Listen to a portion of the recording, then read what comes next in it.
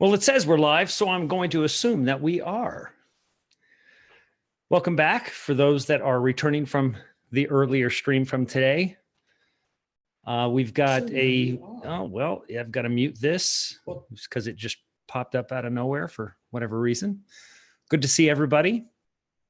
We've got a full house. We've got some participants in on Zoom for when I bring those questions on. Those folks can come on live and talk. So if you are not familiar, as I said, you can look back on the chat. You can download Zoom conference and you can join, which I have the link for Zoom conference down in the description box.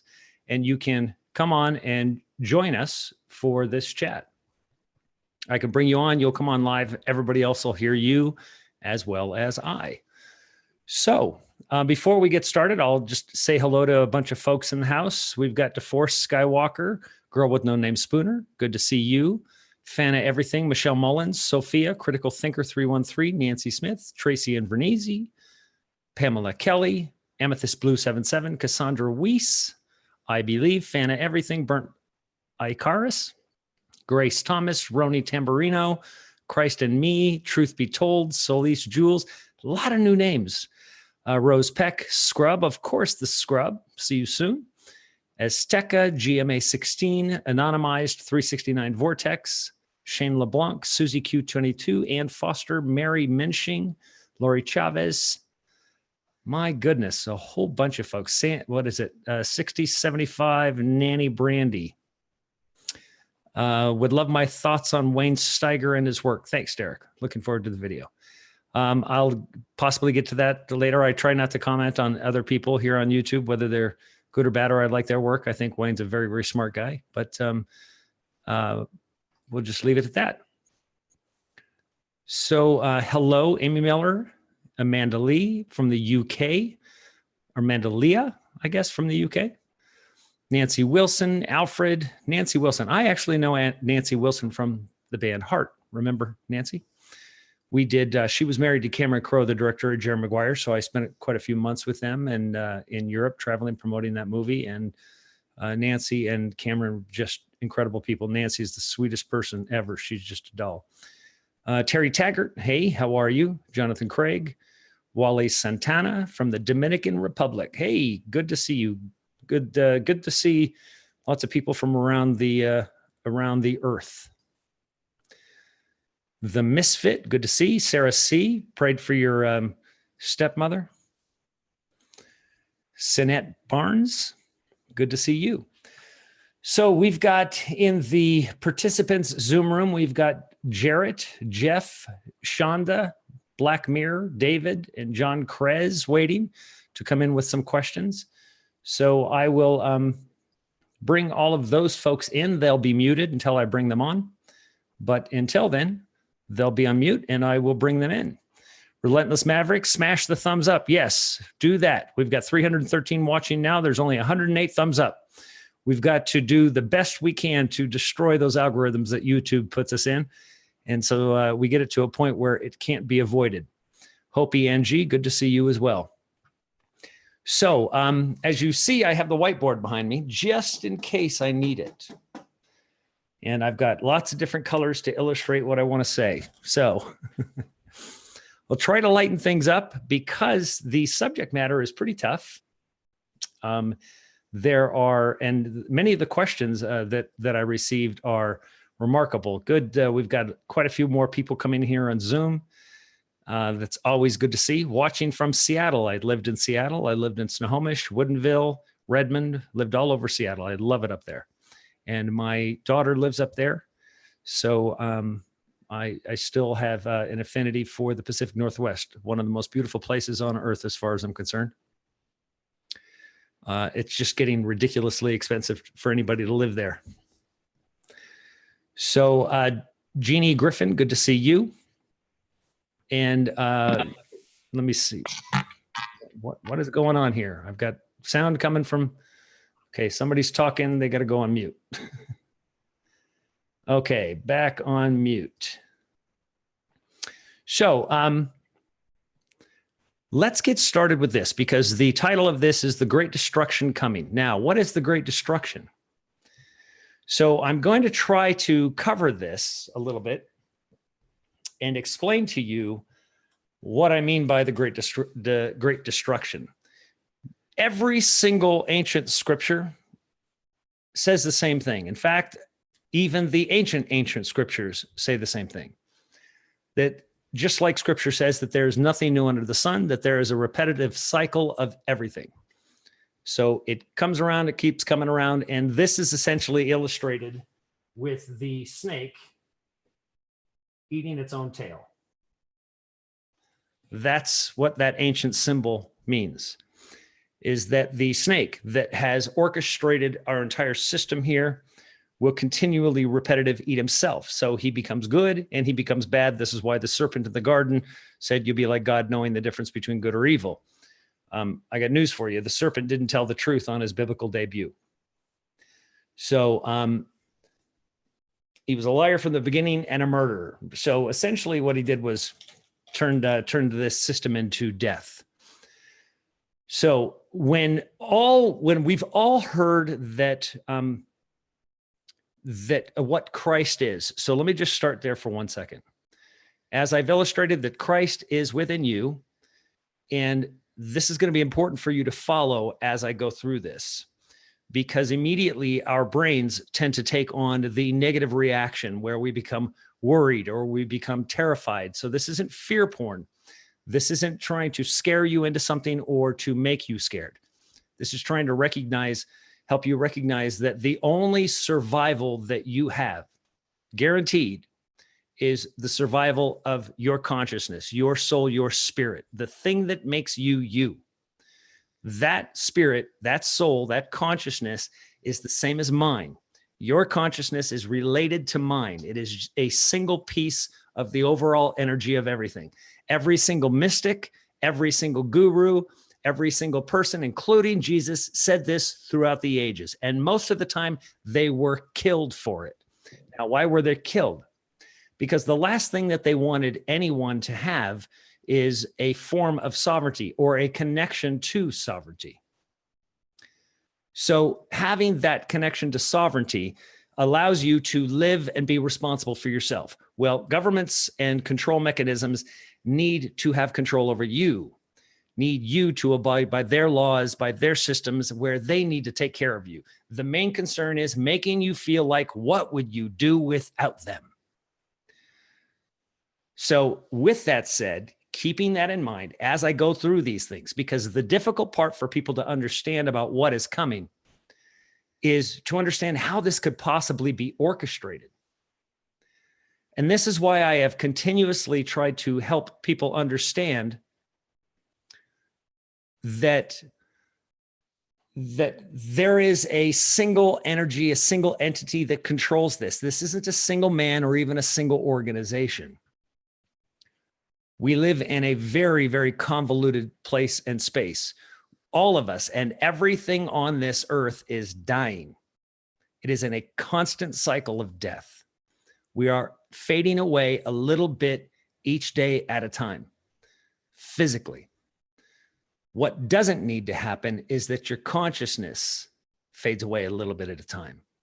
But if you allow your conscious state and you allow your spirit to fade away with this flesh and with this earth, you're in deep trouble. So let me point out the great destruction coming, and I'm just going to give you a few examples here. Let me get my trusty eraser. If you don't mind if I whiteboard a little here. Can you all still hear me?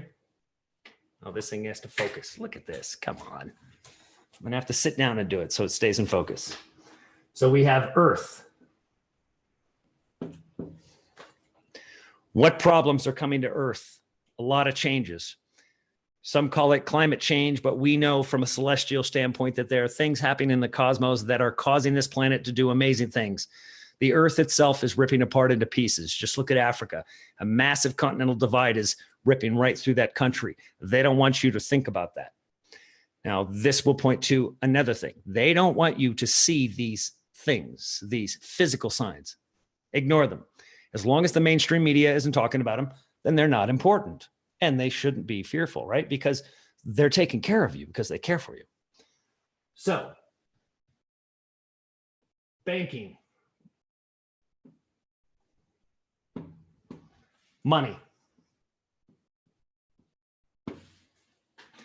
That's the next one. Banking institutions. Banking institutions are built up so they can be destroyed. They build up and they suck up the value by creating this massive debt system. Then they destroy the dollar, making everything that you own worth nothing. Then they suck it up, buy it back, and restart the whole system all over again. This happens in large system waves, and this happens in smaller ones. The smaller one would be the 2008 market crash, which they said was in real estate, but it really wasn't. That was essentially the dollar folding, and they artificially propped it up with something called quantitative easing. So with that said, the dollar and the banking system is interconnected every single country. A global new world order cannot be implemented until every major country that has and possesses all of the natural resources, all of the major components have to be under the banner of the monetary system before they can implement their world order, which is why you're seeing a rush to go to Iran, a rush to go to Argentina, and a rush for North Korea. These are the only places that are still within that realm. The Ruby D, the Zoom ID is in the description box below this video. So then you have liberties, your personal liberties. I can't write very well from here. Let me redo that.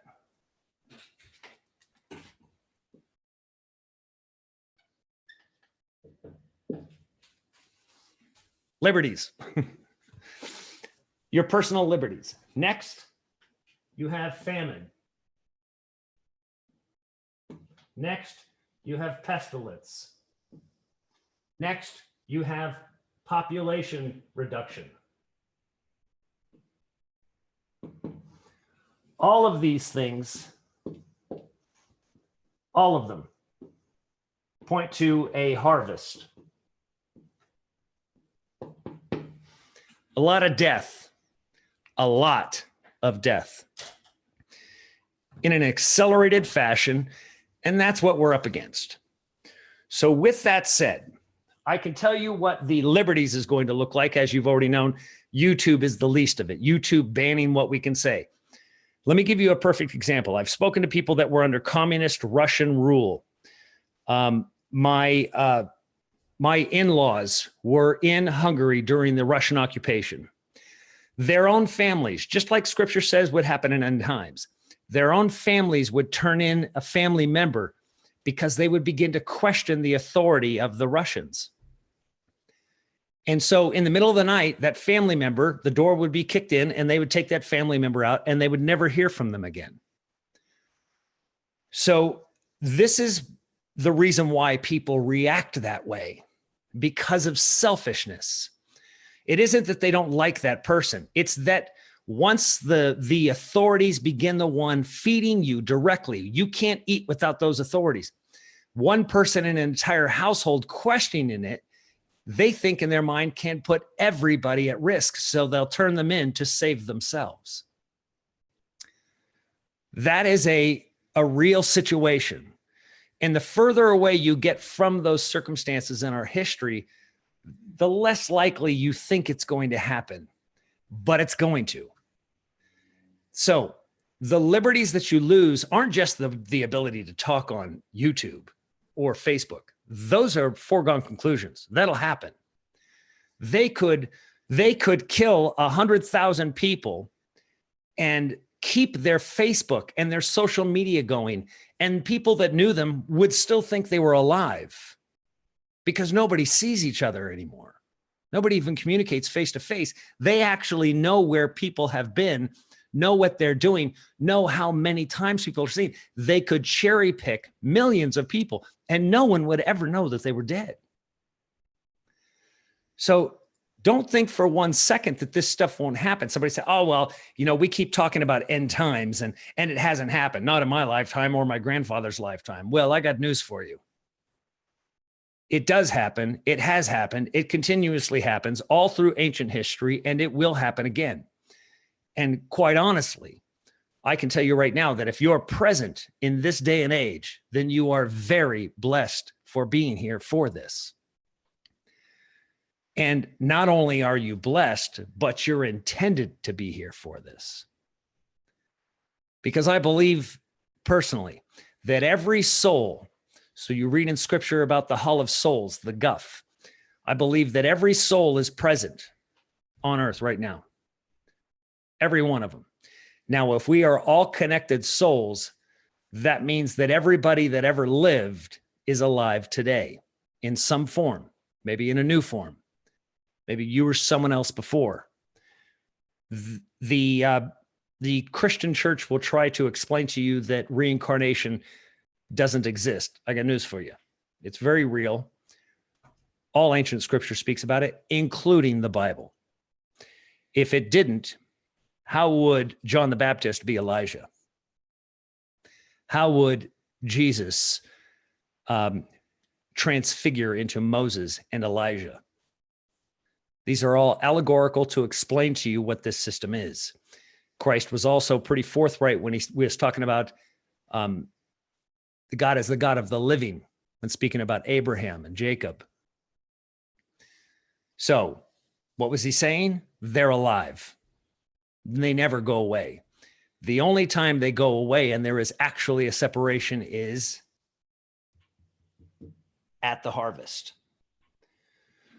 So with all of that said, let your hearts not be troubled with this, but know that it is the time, and know that it's been said, not just by me, but by Christ and by every other mystic through the ages and through different continents. They didn't know each other. They didn't study under each other. Christ probably only knew Egyptian, some of the Egyptian beliefs, but mostly knew the Hebrews' beliefs. But yet he saw these things. Now, how could he see them? Because reincarnation, because spirit renewal. So calling himself the Son of Man, Christ was most likely Adam. So that would explain how he could understand and see through an elevated consciousness into where he had come from. Now, with all of this said, this is why I say it is so important not to say that somebody else is wrong, a different belief system. The only thing I determine as to whether I listen to somebody or I believe somebody is by the attributes that they have in giving it. Like I said, anyone in anger and yielding insults to other people and calling them names, there's no room for that. So amongst this truth community, people speaking these truths, that needs to go away. And if you're participating in that type of activity, well, all you're doing is vibrating at a frequency that all but ensures that you will be one of the ones harvested, period. And that doesn't just mean your physical body. It means your spirit. You'll be consumed. That's the energy that this system and the enemy, their appetite requires. They don't want loving people. It's like something really sour put into their mouth, so to speak. So let not your hearts be troubled with all of this stuff. That is great destruction that is coming upon us. There's no question. But with all of that, I'm just giving you kind of a highlighted aspect of this. And if any of you didn't see the video earlier today about YouTube, YouTube is going to be banning channels that speak about anything from the Holocaust to Sandy Hook to 9/11 to you name it, Planet X, all of it. If you have a different opinion about what Christianity is, the documented statements, it says YouTube announced Wednesday it would ban videos promoting or glorifying racism. Of course, racism, right? Calling you a racist, it's impossible for you to prove that you're not. These are these tags, these names, designed by a very specific people from the Frankfurt School called the Fraunhofer School, that promote glorifying racism and discrimination, as well as those denying well-documented violent events like the Holocaust or Sandy Hook Elementary School shooting. So that's coming. these channels won't be made available. My channel is probably a little bit more protected because I'm not monetized. So that's why we only survive by your donations. And Scott Graham, WSO. Yes, I love Steve. So there's some troubling times coming, but believe me, those aren't the real troubling times. When you're seeing people executed, when you're seeing man-made calamities, wars, when you're seeing people rounded up. Now, keep in mind that we will get to a point where only the people that you know in your immediate area, your immediate family, your closest allies, they will be the only ones that you can speak to. And with that, you'll still have to worry about whether they turn you in for some favor with the bad guys. Keep your family small. Keep it tight and make sure that everybody understands. Yes, Anonymous Construct says Zionism is evil. 9/11 was an inside job sponsored by Saudi Arabia, carried out by the intelligence agency and the Mossad. Hitler was a monster, but wanted to end Zionism. Every war has been for bankers. Every single war has been for bankers. And if you want to know just a little bit of evidence, just look up the dates when the Federal Reserve here in the United States was established right after World War I was started. And all of the countries that were brought into the war were all the major banking nations. And that was to get them on the US dollar as their backing currency, because every single one of those countries were spending real dollars backed by gold and silver, and they went bankrupt. And so what happens? The Federal Reserve steps in, creating order out of chaos, steps in and lends them billions of dollars to rebuild their country, just as long as they allow the dollar to be the backing dollar for their fiat currency. This is a construct that has been around a very long time. Zionism is not new. Zionism was around even before Jesus's time, which is why Christ could look at them and say, your father is Satan. So he understood who the Pharisees and the Sadducees were, which is why in Revelation it could say, for they say they are Jews but lie. So this session was boy, we got 40 in chat. Holy smokes. I mean, not in this chat. We have 668, but there are 40 in, it says 40 in Zoom. So that's great. I will definitely get to some of you folks here shortly. And I'm just going to bring a couple of these folks in and make sure that they're muted.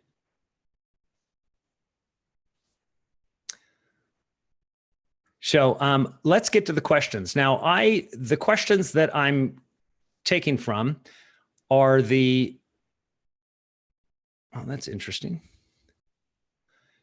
The questions are coming from the community section on my channel. I had posted a community request for questions to come in.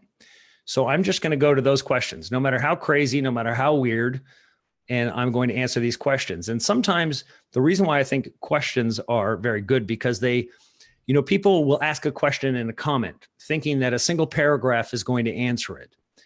Things are far too complicated and need an entire understanding of a historical background in some cases to even answer.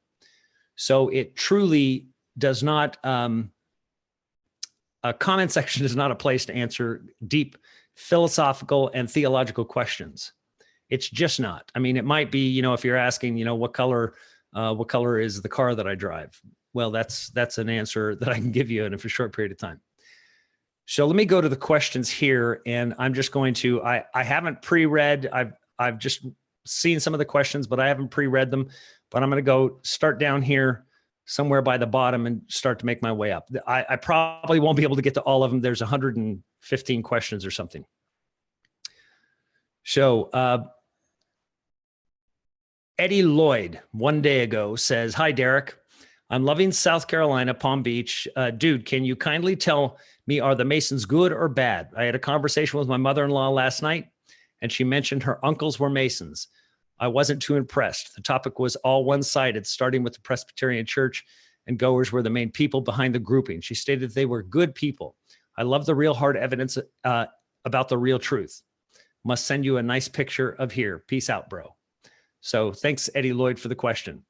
Let me give you a quick answer on whether the Masons are good.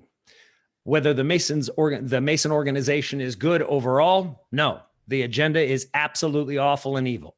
Are there some Masons that are good people? Yes, of course. Most Masons, in fact, have no clue that they're part of the system. No clue. You don't know that until you reach the higher degrees. The 33rd degree Mason is informed and enlightened, and this is when they become Illuminati, so to speak, illuminated, given the information, shown what that is. That illumination is essentially a Luciferian objective and a Luciferian system, a Luciferian doctrine. Keep this in mind, that the Luciferian doctrine, when people call me Luciferian because I quote it as being true, it's not that I believe in their doctrine. It's simply that the Luciferian doctrine is actually the way of the enemy of this world. The God of this world, the one controlling this. They see him as the light bearer. Well, he is. He illuminates those. But he's the light bearer. Just as I've always said, for everything the Father creates, the enemy corrupts. So there is always going to be one that is good and one that is bad. In the same way that there's hot and there's cold, there's light and there's dark. It's a binary system that has to exist. There's always going to be a Christ. Christ can't come without an Antichrist, which is why Christ could say, for there will be many Antichrists, but the Antichrist has already come. So that's the real deal. The Masons have no clue. But the reality is the Masonic symbols, which you could see throughout DC, all of them are satanic symbols. Also, all of them are Luciferian. The George Washington statue, the George Washington Monument in Washington, D.C. has the massive Masonic symbol. The Statue of Liberty was donated by the Scottish Rite in France, which is Masons, to the United States. Masonic symbols at the bottom stating that that is Isis. So that is the goddess of fertility. She's holding the light. So she's also the light bearer. So if you look at the Statue of Liberty, she actually doesn't look whole female to you, although they call her, but she's most likely hermaphrodite.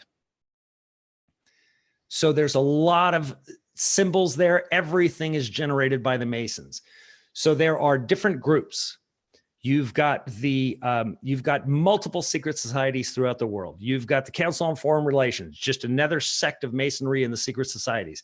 You've got, as you remember, the Knights Templar. You have every single time one of these groups have been exposed, they simply change their name, take on a completely different meaning. Council on Foreign Relations is 100% a United States driven cabal that is purely Masonic.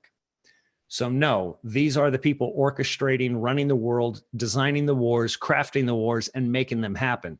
Even President Trump said that he has a military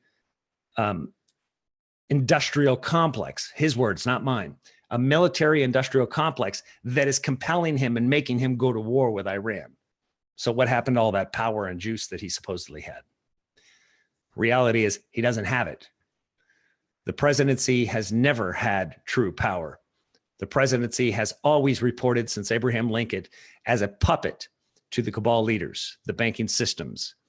The Secret Service is there to protect the president when he is in line and to kill him when he is not. Full stop. So let me see. Try to get to another question. Crystal Light 7, Global Witness. Hey, Derek, I've always wanted to ask you. I watch Off the Left Eye on YouTube and have found many truths about spiritual world there from my own experiences. Not saying much wasn't hidden or possibly truth given with lies. I empty my cup and put it on the shelf. But I seen that Swedenborg had some influence, influence in the movie What Dreams May Come. I wasn't there. I would love to hear you touch on that and your thoughts about Swedenborg, if you are familiar. Well, I can just tell you that What Dreams May Come was a movie that when I first read the script, I said, there's no way we're doing this movie.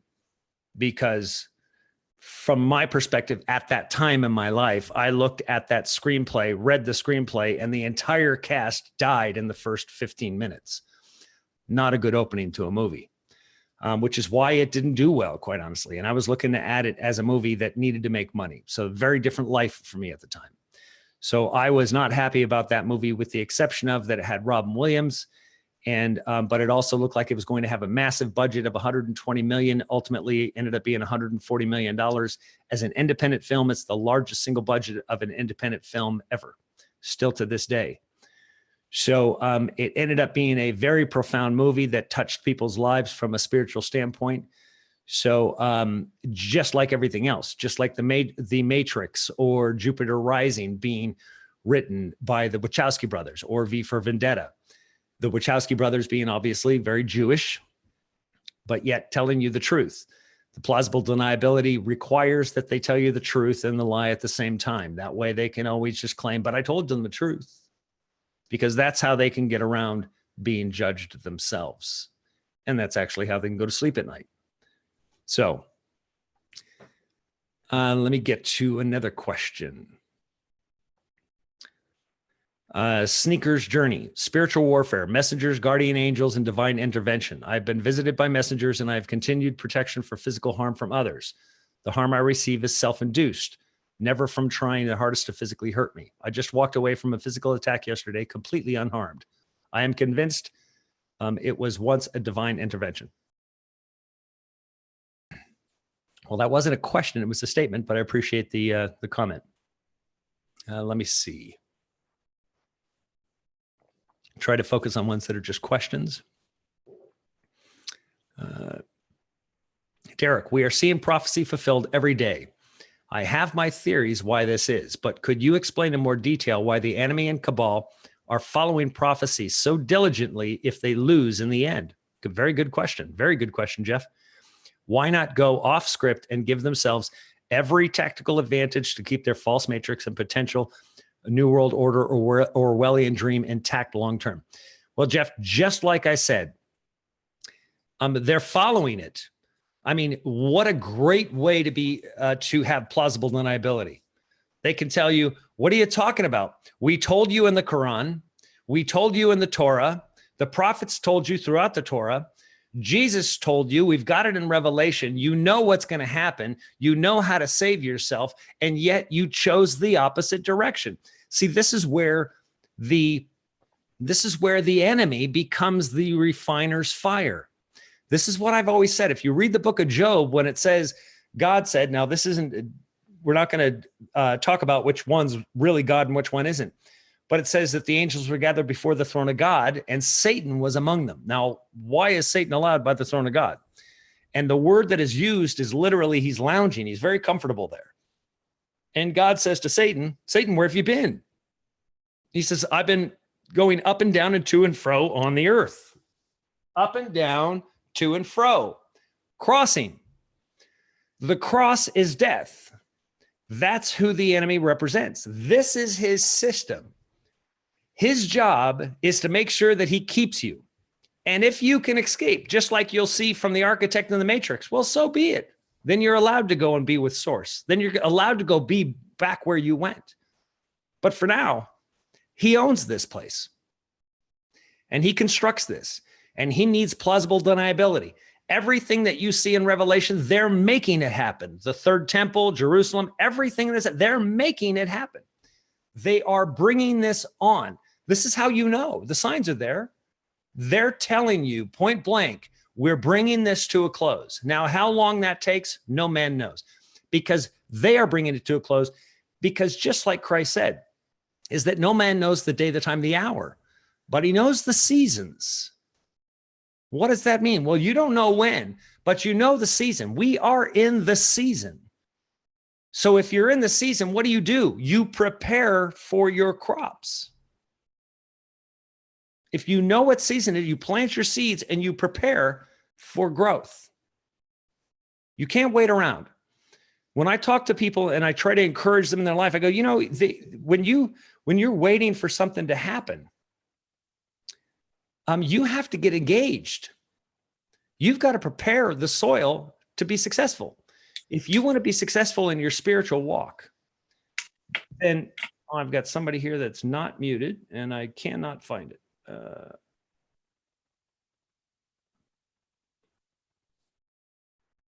Going to have to disable that person for the moment. So it's incredible, but you have to prepare yourself for what is coming. So this preparation that I've always been talking about, my entire Alpha Omega playlist is about preparing your spirit, your soul, your sovereignty, the Christ within you, not a possession, but what already exists in you.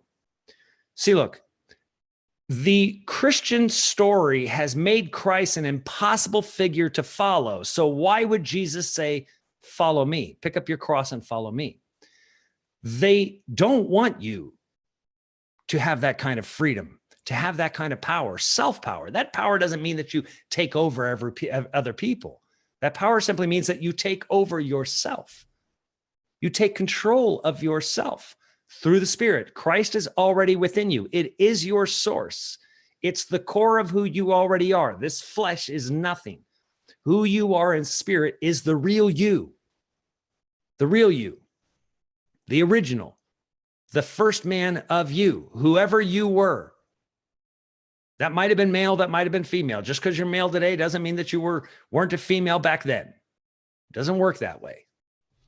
Your spirit knows no gender, just like Christ responding to their questions, who gets to marry the woman during a controversy about talking about their law. And he said, don't you know that we be like angels, where they no longer give or are given in marriage? They're sexless. They're androgynous. That's what androgyny is.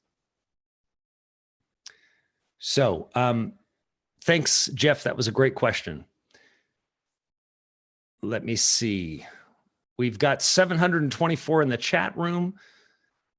I will definitely get to your questions. I don't have a time restraint on this show, so I will go as long as you all can handle it. Let me try to get to a few more of these questions, and then I'll get to some live ones. I'll try to mix this up a bit. Hi, Derek. How do I know? And this is from Awakening Warrior.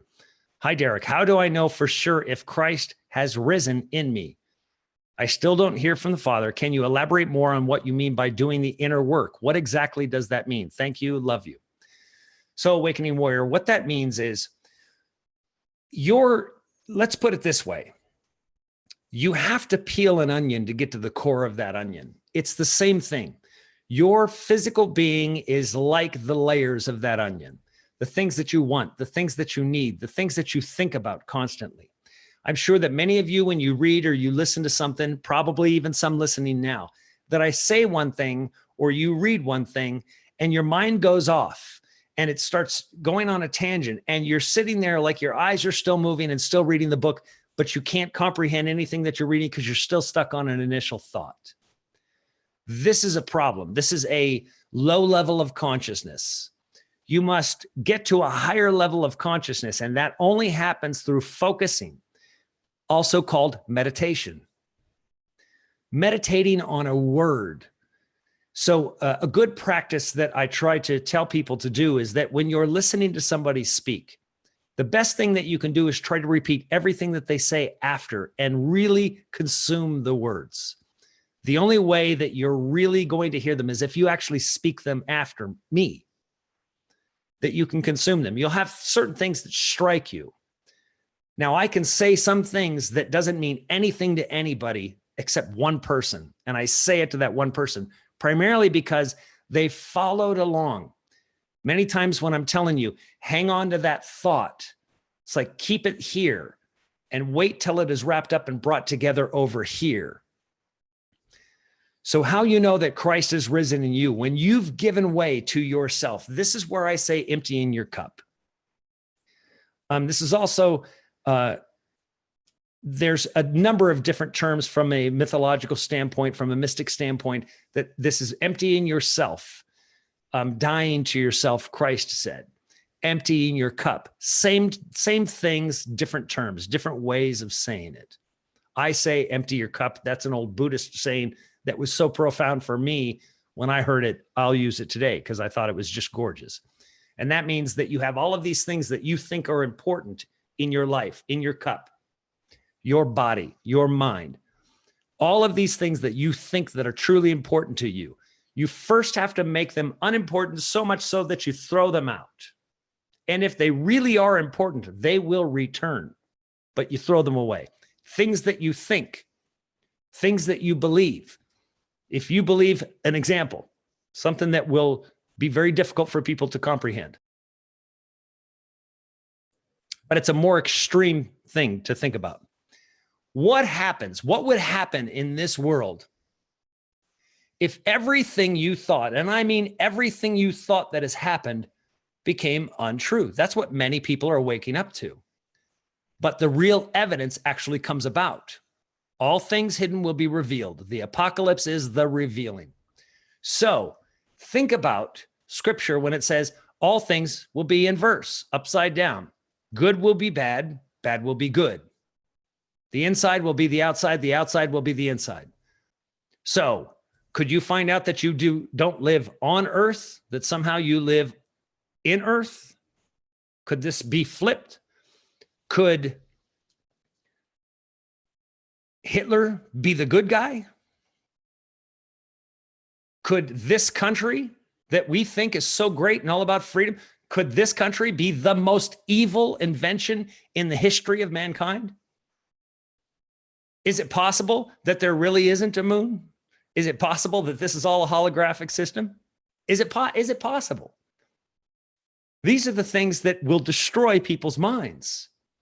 Now, I'm not saying that these are all the true cases. I'm just asking the questions. That if all things are inverse, invert everything and then contemplate it. And what would you do? Not only what would you do, but what would you do if you found out that every single war created and every single death of humans since the beginning of our historical records were caused by the same people? Scripture says so. They killed all the prophets and all the saints. Who's a saint? You are. Who's a prophet? You are. These are the important questions for you to ask yourself in arriving at Christ. Emptying your cup. Then, instead of contemplating these things, you come to a peaceful place. For my yoke is easy and my burden is light. Because when you don't need to be concerned about what that is, when you don't need to be concerned about what other people think, when you remove all your preconceived notions, all of the things that you perceive, because what I would like to, let me just try to say it this way. What I find Christ is in me is when I no longer am judged or can be judged by anybody. The reason why is because I judge myself. The Father judges no one. He's reserved that for the Son. And if I'm the Son and you're the Son, well, guess what? You're the judge. You are the book of life. Your consciousness bears witness against or for you. So, since forgiveness is an all foregone conclusion, and you've already been forgiven, then it's up to you to accept the fact that you've been forgiven. So let me just say, here's the good news. You know what the good news is? The true gospel is, it's not your fault. Once you can accept that none of this is your fault, everything you've ever done bad in your life is not your fault. Once you do that, that becomes repentance. You no longer do it again, and you no longer hold yourself accountable for it. You're forgiven. You get rid of it. You throw that backpack away. But know this, as I've said many times, when you throw that backpack away, your family members and the people that you love will want to make sure that you are not justified. They'll think, who the hell are you to think that you can be forgiven when I'm not forgiven? The only reason they're not forgiven is because they haven't forgiven themselves. And they will attempt to go take that backpack and throw it right back on your back and make those accusations to you again. And say, you can't just forget you did those things. That's the awful part about family, which is why Christ said, you better be prepared to leave your family. If that's what's required for your salvation, for you to have peace, then so be it. And you can return, or they can return, when they can finally forgive you. And the reality is, when you demonstrate that you live in that forgiveness, well, they're going to want pretty badly what you have. And then they might actually follow you. And then you become Christ to them. And you say, pick up your cross and you follow me now. be like me. So let me try to, I'm going to go back to here and ask and answer one more question. Then I'm going to go to some of the live. Boy, I've got a large group of folks here in Zoom and a whole bunch of hands raised. For people that are in Zoom, it'll say raise your hand. If you actually have a question, click on raise your hand. If you don't, then don't do that so I don't call on you. And let me see, I'll bring a few of these folks on, allow them to talk, but I've got to mute you as soon as you come on, otherwise I'll hear you, or your wash machine in the background or whatever else is running. Let me see. Promote this guy to panelist. And let me try to get, I got to unmute this one, where to go. All right. So, in fact, I'm going to go to some of the live folks right now. Sarah C says, I'm forgiven and I've forgiven. Yes. Beautiful. Kingdom of Truth. Hey, Kingdom of Truth. Good to see you here, brother. So we've got 733 in the chat room. Welcome, everybody. If you're new here, I suggest if anything that I say completely astonishes you or rocks your world, scares you, watch my Alpha Omega playlist, and you'll get a fuller understanding of the things that I'm speaking about. All of the things that I speak about are scriptural, can be proven scriptural. If somebody else, like for instance, Christians will have an opposing opinion. They don't have an opposing opinion. They just have a different teaching as to what something means. They don't actually know what it means. They were told what it means. The things that I speak about are things that were shown, not taught to me. They were shown what the meaning of them, and they are all true. So let me go to, I'm going to go to Patty. Patty, you're in the Zoom chat room. I'm going to bring you on live. Patty, you're on. Hi, Derek. Hi, how are you? I'm good. Will you answer a question for me on a little bit about what reincarnation for us now might look like as far as with this harvest? What reincarnation would look like now with this harvest? Well, if you like this world, then you can just go about your business, kind of like there was a person that in the Jewish religion, they felt that he was the Messiah. His name was Sabbatai Zvi, and he was coined the Messiah by Judaism in 1666. Good year, huh? And they had a theme to it was salvation through sin.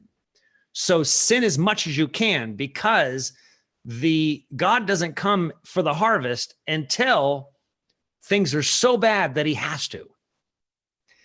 And that's kind of where we're at still today. So that mantra and Sabbatai Zvi has been continued by Chabad Lubavitch and the Kabbalah and the Talmudic teachings.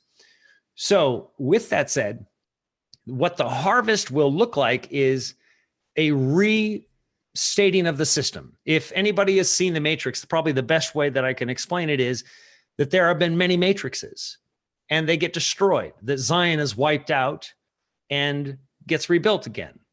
And then they have Neo that reinserts himself back into the Matrix, the remnant, so to speak. Well, I don't know about you, but I don't want to return to this place. No. I want to go back to source. I don't want to have to be here. I somehow believe and feel that I'm here voluntarily. Some people might feel the same way. And I know that from an ancient standpoint that actually is the case. And so somebody had asked some questions about angels, and I'm going to get to that, but that'll help you understand who those might be, that there are people that have already escaped and they have voluntarily come back in to try to save some more. And that is what the Matrix basically says and articulates. So if you would like to be part of the rebuilding of this little blue dot in the solar system, then sure, go about your business. Don't worry about your soul. No. I'm not interested in being here. So the reality is, this is why I always quote the Luciferian doctrine, because they know the system.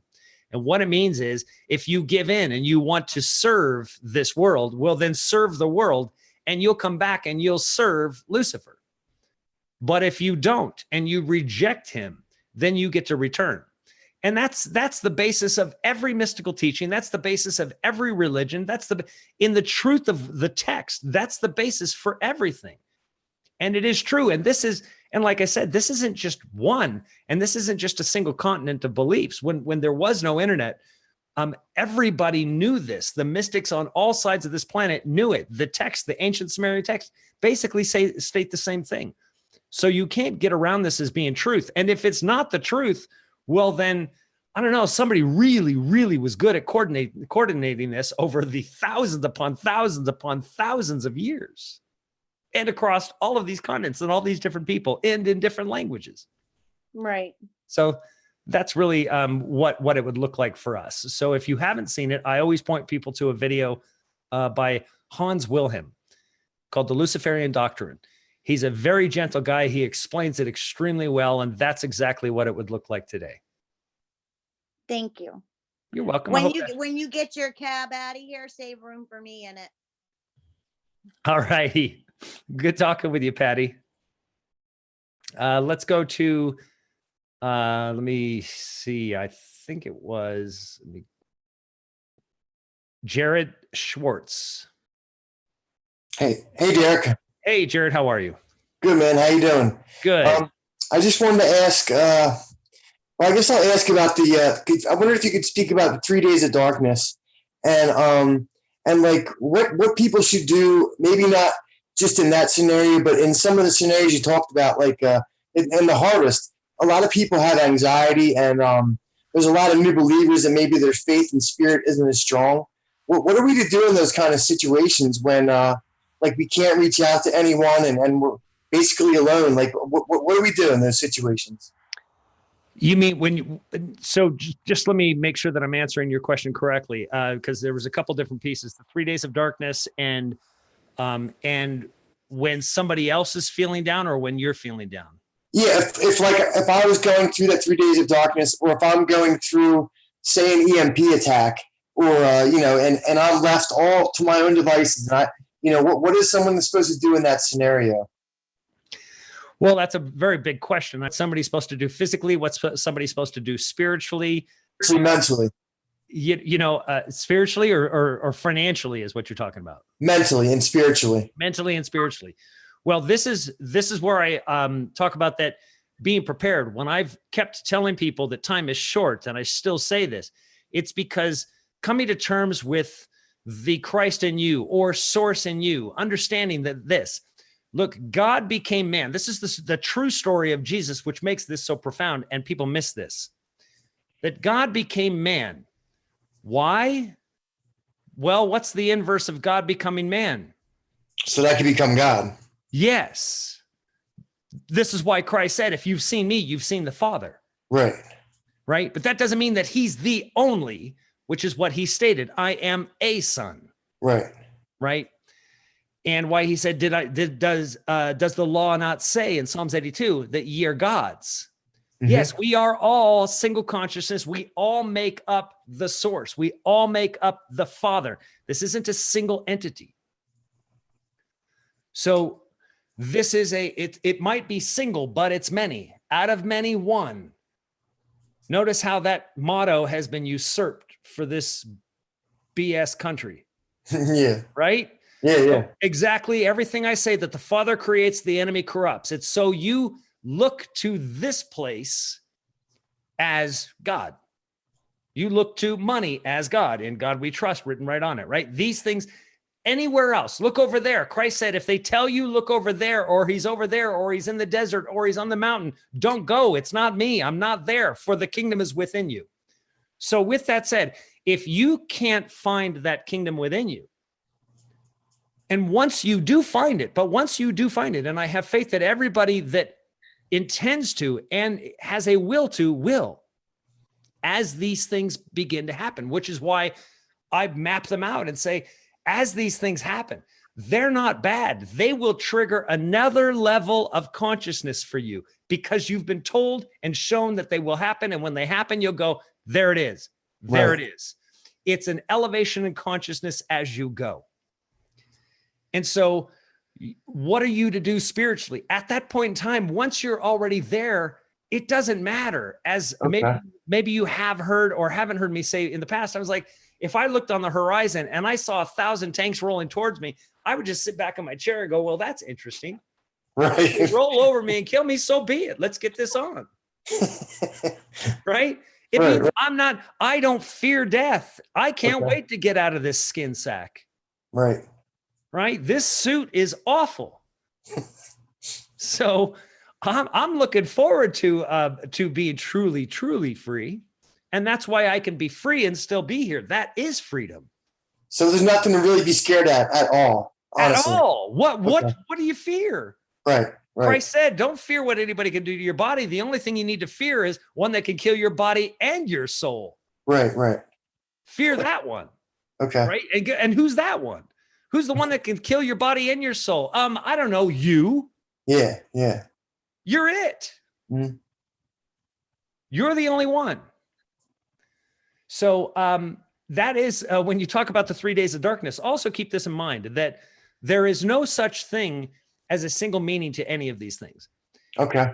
You know, from a philosophical standpoint, the Bible, if it gave individual scenarios for each one of its statements or Christ's words, this is what was so genius about the words of Christ, is that he could say 10,000 things with a single line. Right. It's incredible. It's the most remarkable thing that I've ever seen. You can go back every single day. Like, this is what I mean. Just take a parable that he has and the meaning of that parable and apply it to 1,000 different scenarios in your life, and you'll find that it applies to each one of them. Absolute genius. Absolute genius. All right, Jarrett. Well, I appreciate you calling in. I'm going to jump to another question. I don't know how long we've been on here, but Thank you, brother. thank you. We'll talk soon. Let me see. Let me go to Shonda Ross. Shonda. Shonda, you're live. Hey, how are you doing? Good. How are you? Good. So I've watched your videos for a while now, and I'm new to Zoom. So if I mess up something here, my apologies. No, you sound great. Good, good. So my question is, I over the last couple of years went through a lot from a health perspective, and I guess I had what you could call a spiritual awakening, right? And I have had some very profound moments. And as I've dug very, very deeply spiritually, I'm kind of torn because I feel like I'm a researcher by nature. And as I research, many of the things I've experienced have been associated with Kundalini awakening and ascension type symptoms. But there's this whole flip side of things of that is counterproductive. That's the dark side. That's a false Holy Spirit. And I would love to have your take on it. Well, yes. And I'm glad you brought that up, because many people have asked me about Kundalini, chakras, all of these things. Just like everything, I can tell you that everything that is good is corrupt. Christ, good. Story, Christian church and religion, corrupt. So for somebody to say, somebody in a Christian church today will tell you, oh, Kundalini, there's the Kundalini spirit, and this is evil, or chakras are bad. Well, here's the reality. If chakras are bad, well, then go ahead and kill all of your chakras and kill yourself, because that's what would happen, right? These are energy centers within your body that resonate at very different frequencies. From a medical profession, from a scientific standpoint, all true. Okay, so they are there. And they all lead up our spinal cord and attach to all of the very critical components and elements of our brain. Our brain, our body is the single greatest manufacturer of chemicals in the world. We make everything we need, everything. We make DMT, right? How ironic is that DMT is illegal, but yet our brains create it. So if I took the DMT outside of my brain and held it in my hand, I could go to prison for having that DMT that my mind created. Nuts. So again, this the nonsense of this world, just, I mean, you have to laugh at it. You really do. If you don't laugh, then you just, want to carve a hole in your head. But the it's important. Now, there isn't, let me just put it this way, is that when people think that there's a way or that there's a process that you can go through to, to light up your chakras, to increase kundalini, all of these types of things, or to decalcify your pineal gland, right? So these things you can't do through some mechanism. It doesn't matter how much of a certain substance you drink, it isn't going to decalcify it. It doesn't matter. All of the work that needs to take place, all of the chemicals required to make all of these things work and happen within you spiritually, happen within your mind. Your mind releases the chemicals. Your mind allows it to happen, which is precisely why the shamans use ayahuasca and use DMT in order for people to reach a higher level of consciousness. And as a result of reaching that higher level of consciousness, the brain begins making other chemicals and releasing other elements. And of course, invigorating the chakras all down your spine and lighting you up. Now, those things doesn't mean that you want to become reliant upon those. It's to allow you to see the things and to maintain your consciousness so you can keep yourself in that through meditative things that you do. Now, you can meditate and walk down the street at the same time. You can meditate and be sewing. You can meditate and be talking. I'm meditating when I'm speaking to you. Otherwise, I wouldn't be able to even answer the questions. So you meditate upon an answer. You meditate upon the spirit by which you asked something. Everything is a meditative state. And so this is when somebody wants to say that it's evil. Here's how you prevent these things from being evil. Follow the attributes of what it's telling you. Follow the attributes of what you're thinking, because the attributes of Christ is going to be the things that Christ said. Love thy brother as thyself. Love the Lord thy God with all thy heart, mind, and soul. You, Father within you. This is all you, right? So anything that deviates from that, anything that creates, man, I hate that guy, or I want to beat that guy up, or I want to punch that guy, or I want to take advantage of this, or boy, I really would like to be rich, and I love this, and all of the things of the flesh, then know that that spirit, if that's coming from your meditative state, well, that's probably not a good spirit. Sure. So always follow the attributes. That's the critical piece. And would you say the same with regards to synchronicities with numbers associated with that? Yes. Where do they lead?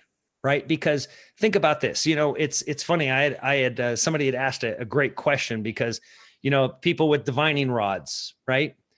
Mm-hmm. And they say, oh, I don't believe the spirit of Christ, or I don't believe the spirit of the Father, but they believe the spirit that guides those rods. Who's that? So you always have to ask yourself, what are the motives of the guides of these components that happen around me? Who is guiding the synchronicities with this? So for instance, there's a guy on YouTube, and I can't think of his name, just John St. Julian, I believe. Yes. He beautiful spirit guy. And he followed, I believe it was 1111. Mm-hmm. And he followed that, and it led him to where he's at in Tanzania right now, running the school for these kids. Right. And so as long as it's leading him, and he followed it in those good ways for those attributes that were important, right? He wanted to find those attributes. And so he sought them. If they came up and it was, 1111 on the front of a strip club, he's like, I'm not going in there. Sure. Right. Yeah. So it was, I'm not doing that. I'm sorry. I'm trying to keep myself pure. And it's not about being prude. It's just not polluting your thought and your mind. You're in a spiritual state. You want to maintain that.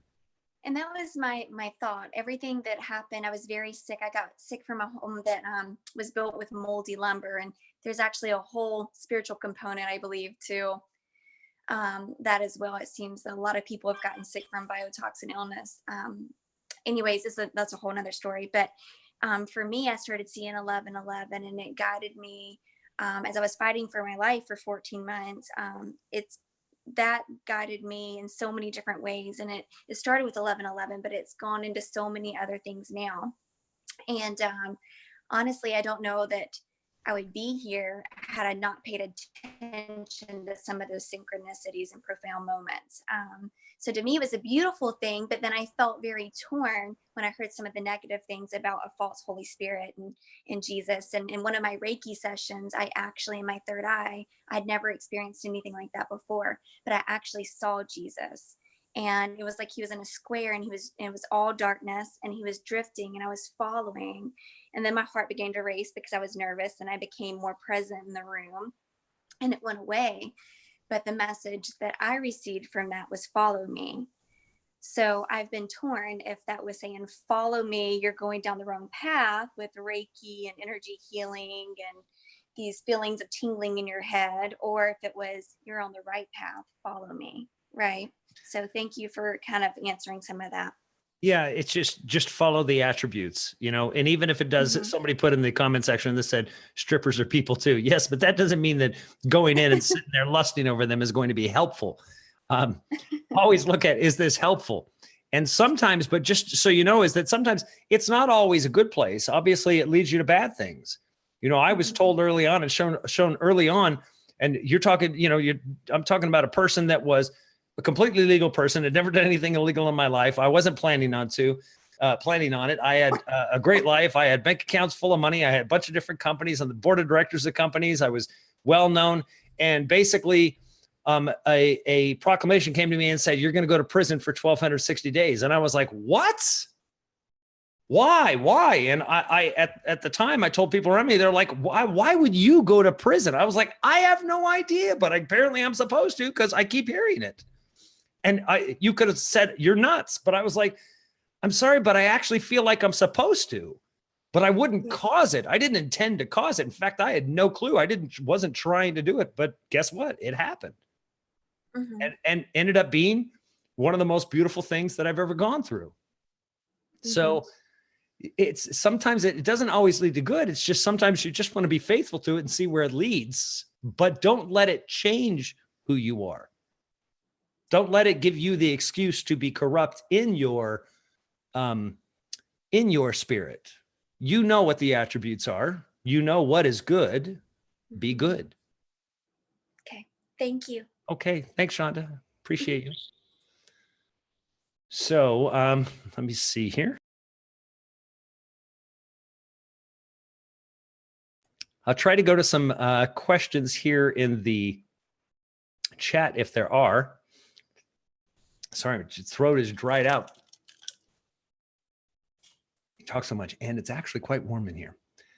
I'll go back over here. I can't find questions. If you have questions that you're going to put in the chat box on YouTube, just put in all caps question before it. That way I know it when I scroll through and I can see it, I can identify it quickly. Because when you have 760 plus people in the room, the chat room goes pretty quick.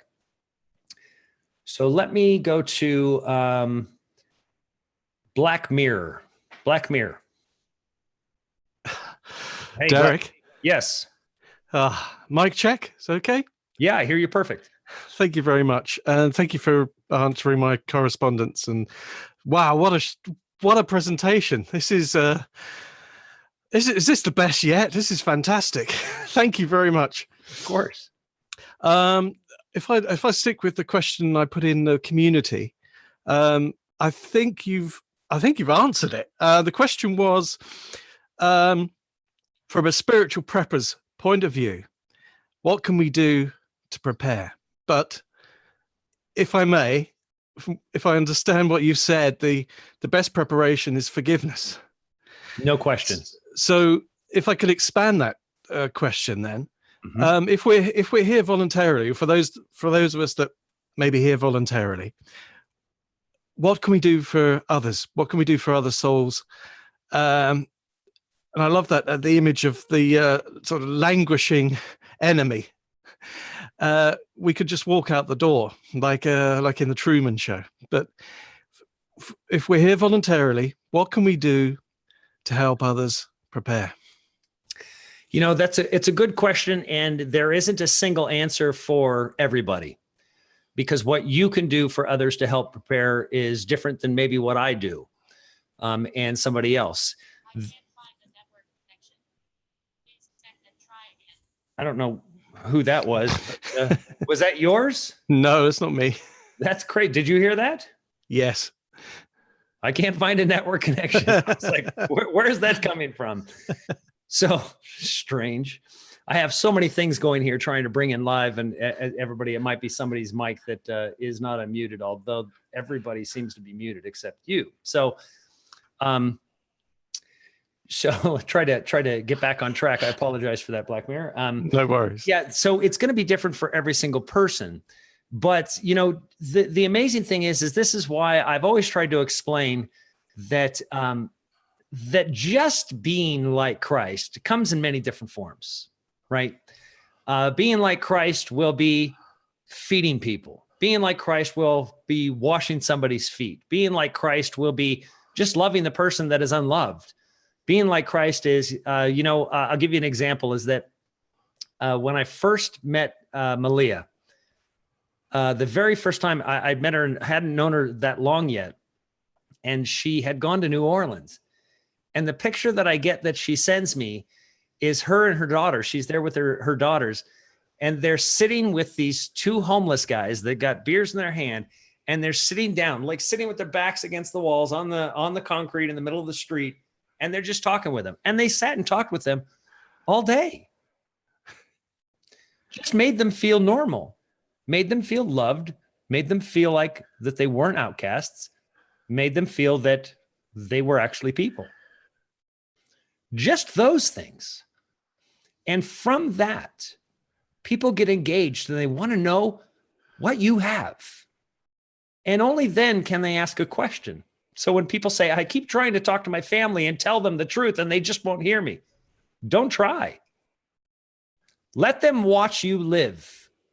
Let them see how you live.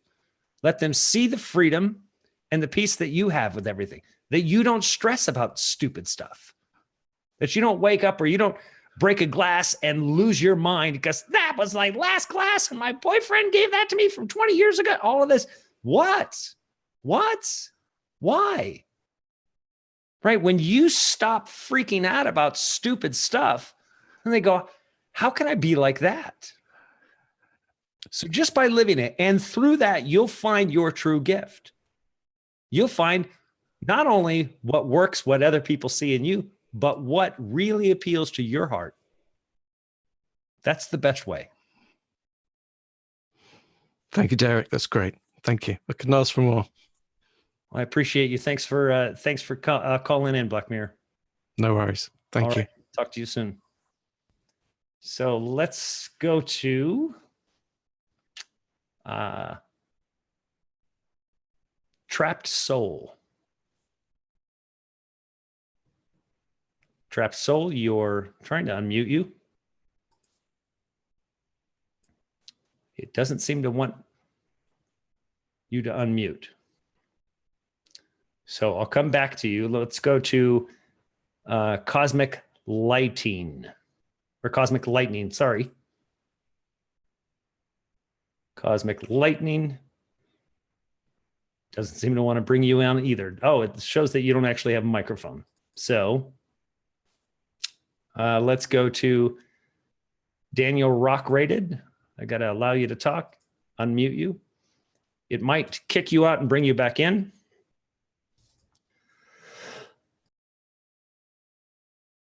You hear me? Yes, I do. David? Daniel, yes. Daniel, sorry, Daniel. Yes. Well, forgive me. I've been trying to communicate with you for quite some time. Actually, I've been finding your webinars, if that's what they are,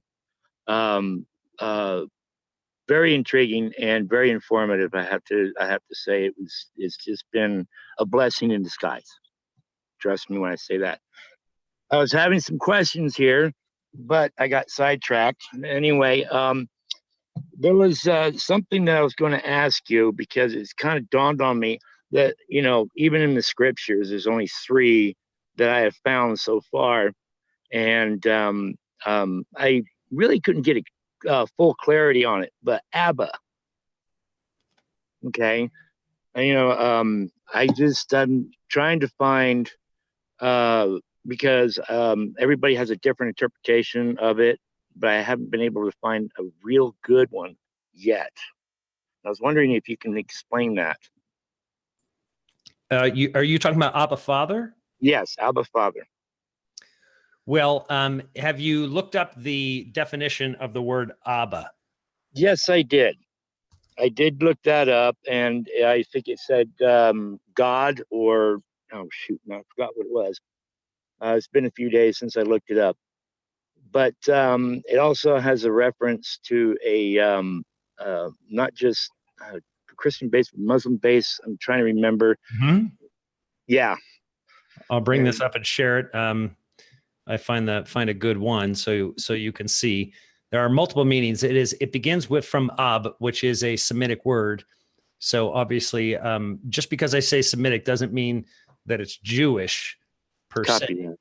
right? So Semitic means there's lots of Semitic people. They were all of the tribes of Judah. Remember that Jewish, just to help everybody understand that according to the scriptures, that the only ones that are Jewish are the tribe of Judah. Sorry. Okay. Yep. Tribe of Judah, tribe of Levi, and tribe of Benjamin. This is Stella. She was just coming up and trying to say hello to me. And Hi, says, Stella. she's, Hi, a, Stella. she's a good little girl. So the word Abba has many different types of definitions, but depending on who is saying it or where it's coming from. But I'm trying to find here. Obviously they've taken it for patriarchs, bishops, and Coptics, Ethiopian Christians, and Syriac churches. They say it's the Aramaic word for father, right? Yeah, But Abba father doesn't mean father. What it really means is Abba, and it's a father. It's amazing that the word really defines as the eternal, and internal father. So depending on who is stating it, but it's internal father. So Okay. it calls out Abba Father, that calls the Father from within, not outside. So that's essentially what it means. Okay. Let me see if I can ask this question. All right. So why is it that many of us don't just use that as far as like, okay, when Christ said it, and then us as being a Christian, don't use the same action, I would say, to, call upon, rather than everybody says Jehovah, or, you know what I mean? Or Jesus Christ. How come we don't just come out and say Abba Father, like in a prayer, instead of saying God? Because sometimes I wonder why, which God are they referring to, if you understand what I mean? Yes. Well, and again, you go back to the attributes. Sorry, I just had to find a book here. Somebody had T.Y. Abaddon was looking. It says there's a book. It's named Abaddon. If you can find it, I'll give you a hug. T.Y. Abaddon, Abaddon Ascending. Is this the one that you're speaking of? So I have a whole bunch of books here. There's no shortage of books around me.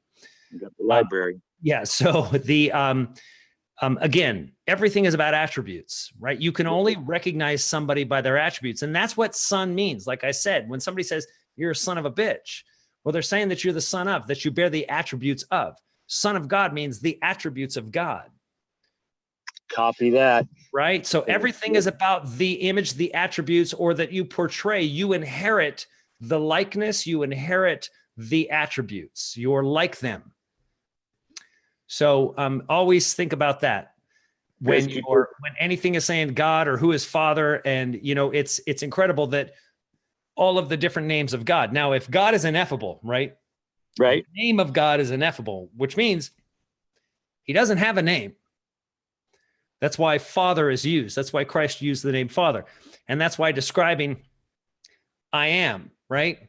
I am blank, right? Doesn't say I am this, I am that, I am Jehovah, I am Adonai, I am Yahweh. No, the name of God is ineffable. Can't be named. It's unknowable. You cannot see God. No man has ever seen God. Period. That makes a lot of sense now. All right. That makes a lot of sense. Okay. Right? So when Christ was saying that if you've seen me, you've seen the Father, that's because he and you and all of us make up who that actually is. We are the source of those things. We are the creators. Almost like a bunch of cells in a body all gathered exactly together. Like a bunch of cells in a body. Okay, now that makes a lot more sense, because I was trying to drum up some excuse to tell myself that this is how it is, and now that just clarified everything. Really appreciate that. No problem. Hope that helped. That really did help me a lot. Thank you, Derek. Right. Appreciate it. No problem. So let me go to try to unmute somebody else in here. Another hand raised. I've got David. It just says David. So if there's other Davids, no, I don't see any other Davids in here. We've got a very full room. If you are in Zoom and you do have a question, just there's a thing that says raise your hand. So you can just raise your hand. And I see Eddie Lloyd. I see April. I see Not of This World Ray, Cosmic Lightning, Debbie Bell, Jeff Weiner, LaDane Renew, Lindsay Waters, Teresa Dyer, Tina Howard. So I'm trying to get to these. And or Teresa Dyer, sorry. And Penny, John Krez. Right now I will go to, let me try Not of This World Ray. I bring you in, allow you to talk.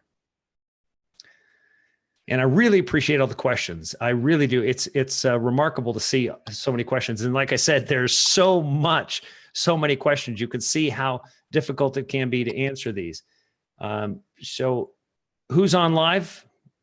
This is Ray. Good evening, bro. Hi, Ray. Good to talk with you. You're on? I'm here. I've been trying for a while. This is fantastic. You have to excuse me. I'm a little sore throat out here in California with all this chemtrail going on. Oh, yeah. I fully understand. So my question was, I've been stumbling on Luke 16:9. I figured maybe you could explain it a little more. Okay, I'll bring it up and share it for everyone. Okay, so Luke 16:9. I'll read it from the ESV, which is I typically do. And I tell you, make friends for yourselves by means of unrighteous wealth, so that when it fails, they may receive you into the eternal dwellings. Now, here's an interesting thing. Now, this is a perfect example. This right here is a perfect example where perception and context are important, because it says, so that make friends for yourselves by means of unrighteous wealth. So what does a Christian see that as? A Christian, their perspective on that is going to be very different than my perspective. My perspective on that says, and I tell you, make friends for yourselves by means of unrighteous wealth. It means that make friends. You're not righteous to have the kind of friends. We are not worthy of having the kind of love of the Father. So we are, because we've done so many things. It's not about whether, hold on, I have to mute somebody else here. Somebody else's mic was open. So it's about that it's unrighteous wealth. That none of us are deserving, because all of us are, just like Scripture says, all of us have fallen short of the glory, but it doesn't mean that we don't have it. So to call it righteous means that you have to be righteous to obtain it. To call it unrighteous wealth means that it's unrighteous. That you're not righteous. You're not able to even receive it unless you can even agree that you're unrighteous. So this is where emptying yourself comes from. And so that's what I would tell you was that your confusion in this? Yes, because towards the end, that's where he says you can't serve two masters. And I understand all that. It's just this portion is where was a little confusing. Yes, by means of unrighteous wealth. So think about how somebody would talk, right? Mm-hmm. If I told you to go across the room and take the money that you don't deserve, but I was giving it to you, that's what that means. Okay. Right? Okay. Go ahead and take that money that you didn't earn and you're not worthy of having, but go there and do that. It wouldn't feel right. Well, but that's the whole point. But see, that's what's so gracious about it. That's what's so graceful about it. That of course you don't deserve it. Think about the things that you've done in your life. But the thing is, forgive yourself and take it, knowing you're unrighteous. It is unrighteous wealth. It's wealth given to the unrighteous. I see. Thank you. All righty. No problem. Appreciate having you on. Let me go to, I don't have a thing that shows that I've spoken to somebody, but I've got, did I have David on?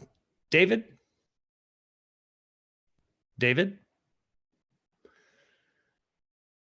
David, are you there? Bueller.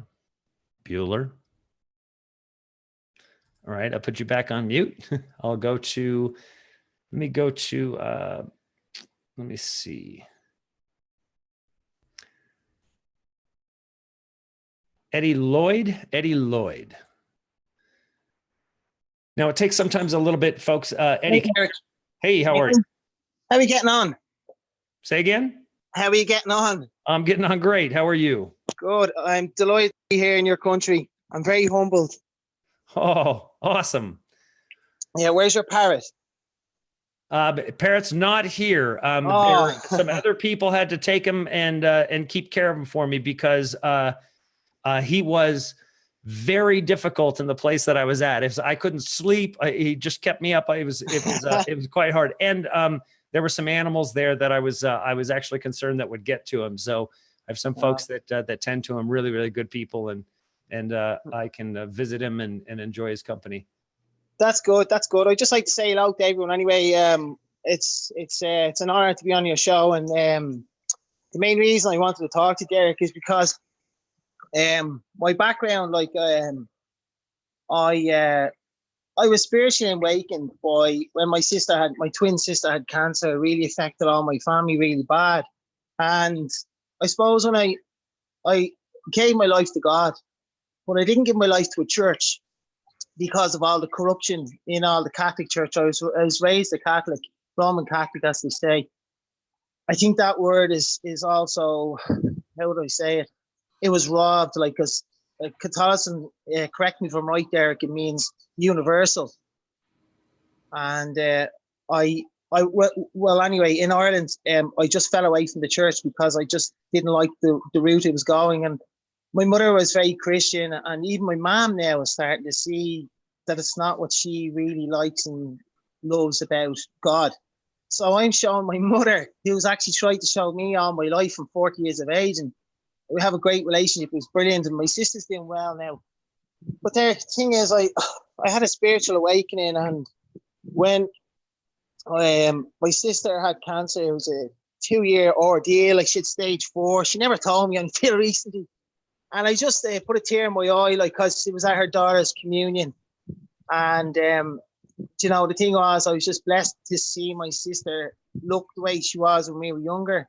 Well, like, the reason why I called in is just to say thank you so much for you opened my eyes up to the truth. And I started doing the research myself. And I see the real meaning of life. And I think an awful lot of people on your YouTube channel also do too. And it's so wonderful to actually talk to. It took me a while to get to know all the software that you're using, but it was so wonderful to talk to so many lovely people, including yourself and your lovely partner.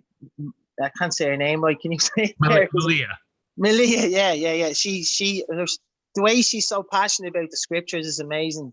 But the last 2 years of my, for 2 years, I worked in a Christian retreat center, Derek. I think I told you this before, and it nearly drove me to insanity because I tried to find God in the church.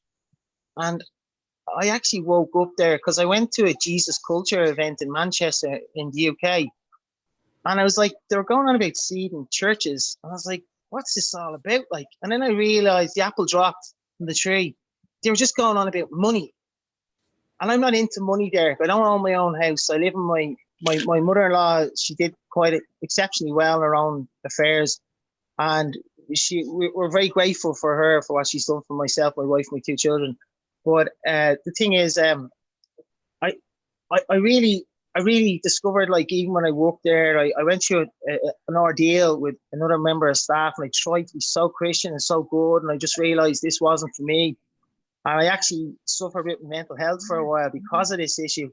But now that I'm actually over it, the whole thing I'm trying to get at is people, the caliphate that we followed for so many years has lied to us. Mm-hmm. Like, the reason why I found you, Dick, there was definitely a reason, because I couldn't read the Bible because I had dyslexia. And it was a struggle for me to quite understand the scriptures. Like, and I always went back to Luke. scriptures, Luke, and I read a few things, and my mother helped me as well. But like you, of all people, were amazing to point out what I should do in life and how I could improve to be a better person in life. But it was so great and wonderful that I did get a chance to speak with you. But the main reason I'm ringing, Derek, is I know all this information now, and I looked up my star signs, and I do meditation. I follow. Do you mind me dropping a name, Derek, on a YouTube channel? No, I don't mind. Okay, thank you, buddy. I follow a YouTube channel called Good Vibes. They're really, really good. Like, and I love the way you talk passionate about Jordan Peterson. He's a wonderful guy. And you know, my health went like really bad. Like, I'm with my sister, and I absolutely love Maverick. I think he's amazing. Like, big shout out to Maverick if he's there. He was talking to me earlier. Because I believe in the power of cannabis and the cannabis oil from Rick Simpson. And it's really baffling me that like we're being so suppressed by all our governments all over the world. Because all people, I think, need to know. My anointing was I gave my life to God, and I had some premonitions. One of them was I was shown the love by God. Like, I was levitating. It was like I was levitating off my bed. I think it was Easter 2 years ago, and I felt so much love, because this is the lowest point of my life, with my sister and my job, and just it was all coming at me. I didn't know how to deal with it.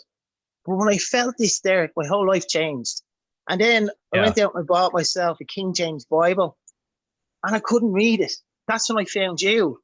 And then I started seeing all other people like Naughty Beaver. If he's listening, guy, that fella is just brilliant. I love him. I think he's done a lot of good, because he's just so open and honest.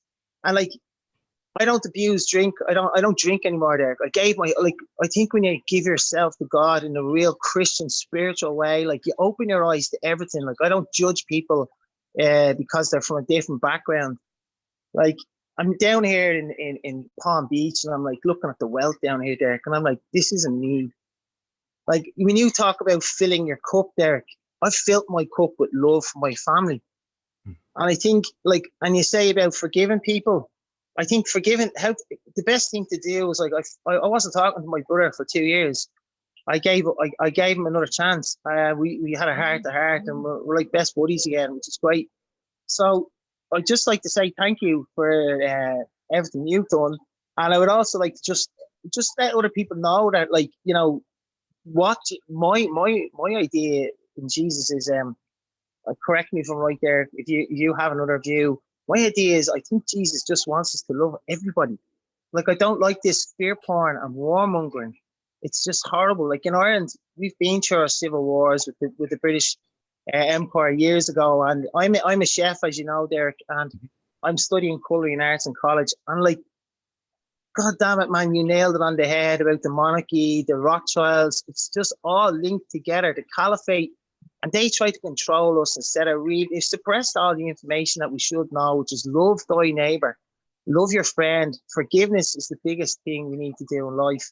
But it's just, the question I really had for you, Derek, is, with all this information I have now, like, I looked up my star sign because all of this is so relevant. This was like, I was definitely meant to do this. Like, I'm a keen gardener, Derek, and I showed you a video to my bees. Did you get that? Yes. Okay, it was just a little one. I'm not up on it yet because I'm still in college, and that takes priority at the moment. I just wanted to show you here. I'm a real person. I'm not a bot, like, basically. Well, I appreciate that. On your comment about, you know, loving others, and that was Christ's core message. Imagine this is that, let's say, for, you know, you might have grown up in a different country, you might be a different age, but you could be a portion of who I am. You could be a soul to me, right? If we are all of one body, if Christ is also a body, if we are all one, then it's possible, according to Scripture, that you and I are actually the same person. So condemning you is condemning myself. Well, I wouldn't mind being you, Derek, because I listen to your story and I tell other people about you, and I've enlightened a few of my friends, and they've come back to, you know, this guy's really talking a lot of sense. It's amazing. Wow, this is like really fitting into the category of what I needed to know in life. And I'm telling you, like, and Derek, I know you don't like self-praise, and I don't either. I try to go out there and help others. But the other thing is, like, how do you, like, I was told something the other day, I'm not going to tell you now, maybe I'll tell you in an email or something about the Masons, and it was just horrific. And I'm like, are they good or are they bad? Like, because there's so much media attention about fake news, and your beloved president always mentions fake news, and I just get browned off. And this is why you get what's I say? You read down all avenues. But you know what it does, Derek? It just wastes time instead of what I should be doing, like going out and enjoying myself, doing my garden or looking after my bees or something like that.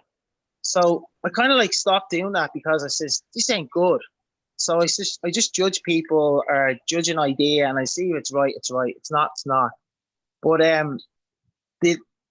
the Masons thing there, what is the truth with Masons? Because I've looked at all the, you know, the caliphates and the Jesuits and how the Vatican's run and all. And I've listened to Alex Jones. I'm not saying I like Alex Jones, but I've listened to him because, you know, you have to listen to the good with the bad. So Yeah. what's true? Where do I, like, with all the information I had there, how do I help others? Because I am a caring sort of guy. I fell away from the church. I don't want to ever go back to the church because I just don't see myself fitting in there. I see myself fitting in doing my, like, being a spiritual person, walking up to a person's, like, I hate this. Like, Derek, I tried to get two homeless people who were alcoholics. They were going to have a child. I tried to get them into the retreat center I worked in. Did you know what I was told? This is a church. They couldn't come into our retreat center over Christmas in bad rain because they had a problem with alcohol abuse. And I says, is there anything we could do? And Derek, I went through all the other routes with the Peter McBerry Trust. Sorry for mentioning his name. I don't mean it in a bad way. But they're a very good trust, but they just couldn't help. And what annoyed me was I just said, is this what our Christian background that we've been brought up as has offered us? Like, is this it? Is this everything they offer on a plate? Like, is this what we have to accept? Or is there more? Yeah. Or is there more? Eddie, you know, it's terrible that that is really it. The terrible thing is, just like you're talking about, trying to help people and that you can't bring them in. You know, I can't tell you how many times I've been in contact with people and they demand my attention, that I have to help them. And it's remarkable to me is that what is helping you? They want me to do something for them, to give them something, to help them build something to do. And this is the amazing part. It's like, if I had to satisfy all of the demands, because the idea of what people have in their minds of what being helped is, or me being a good Christian or a spiritual guy or being Christ-like, means that I'm giving them something, providing them something, building them something, going somewhere for them, that and I have no problem doing that when I'm capable of doing that. But if I was, for me personally, if I had to do that for every person that asked, well, I would never get to talk to any of you. I would basically have 15 people that I worked 24/7 for and starved to death. And I have no problem with, you know, not eating for a while, but everything is a take. We are a consumer-based society. We consume. Consume means to use up. So that consumer comes to me. That consumer mentality comes to those centers. The idea of doing this, you have to, you know, teaching a man to fish and feed him for his lifetime is part of it. That's what this is about. To feed yourself, to research for yourself. I show you where you can look. I show you what you can do to have peace. I show you the things that, and the only reason I can show them to you is because I've experienced them myself. And so I've dedicated my life to sharing what I've known, what I've seen through my eyes, that I can show you through my eyes what I've seen and what I've been shown and what I've heard and what I've been told. And this is precisely why I don't like listening to anybody else's preaching or anybody else's understanding of what it is, because I don't want it to influence me. I don't even want to say something that somebody else said like repeating that. It has to be, for me, that it came from what I learned, what I felt, what I saw. And that is the critical component for me. And this is where you begin to isolate yourself, Eddie. It's important that you isolate yourself to doing what you feel is important, not only just for you, but for each individual that comes up. Not what they think that is important, but what you see, because you see more clearly what they need than they see. That goes with everybody. It's quite easy to see what somebody else needs. It's quite difficult for them to see the true needs. They go, oh, well, I just need this. And you go, wow, you don't need that at all. That's bad for you. You can see it, but they can't. It's kind of like having a picture too close to your eyes. You can't focus on it. You can't see it. When it's too close, it's out of focus. You can't see it. So thank you, Eddie. Are you there? I don't see your name. There's so many people in this Zoom chat room. I don't see your name here. Did you drop off? All right. So let me go to very quickly. There were some questions that I wanted to get to in the chat room before I close this out. Monica Delela said, question, what happened? Hello? Derek, hi. Oh, there you are. I pressed mute, sorry. Yeah, no. Okay. No problem. Derek, it's like this. My door is an open door. Hold on one second, Eddie. Monica, Sorry, I'm getting to your question. Just 1 second. Monica, I'm getting to your question next. Don't worry about it. So go ahead, Eddie. Yeah, it's like this, Derek. My door is an open door, and I would feed the world if I could, like, because I think all we need to do is just show kindness to each other. And I know we're not all perfect. I'm not perfect anyway, but I think if my message to anyone basically is just try to be good. If you can't do that, like, you're really not following the right path of God, like. Absolutely not. Yes, that is, and that's a message that I continuously try to say to everybody. Just be good to everybody, and if you can't be good to them, if they prevent you from being good to them, just leave them with the love that you gave them and walk away. Yeah, true. There are some people that are just absolutely toxic because and this is where, Christ would call them that they are possessed. They have a demonic spirit, and there's no question that exists.